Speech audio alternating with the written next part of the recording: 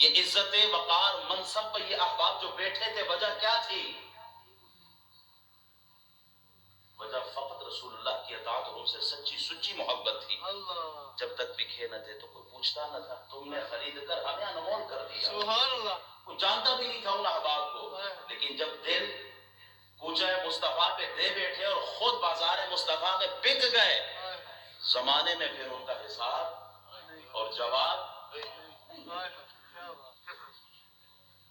حضور سے سچی محبت، اور اس کے لیے شرط یہ ہے کہ اطاعت ہو، جھلک ہو، نظر آئے کہ واقعی یہ عاشق صادق ہے، انسان کے مزاج سے نظر آئے۔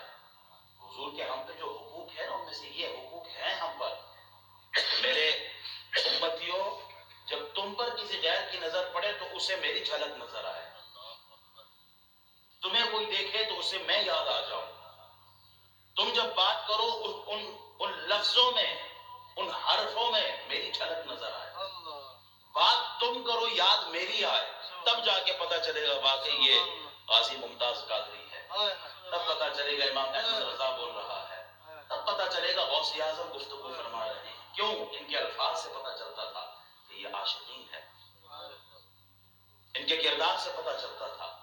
جب مال کماؤ تو مال کمانے میں پتہ چلے کہ تم رسول اللہ کے ماننے والے ہو، شادی بیاہ کا موقع ہو تو پتہ چلے کہ تم رسول اللہ کے ماننے والے ہو، تجارت کرو تو پتہ چلے کہ تم رسول اللہ کے ماننے والے ہو، تم وقت کے گورنر ہی کیوں نہ ہو، تمہارے انداز زندگی سے یہ دلیل ملے کہ یہ رسول اللہ کا سچا سچا عاشق ہے۔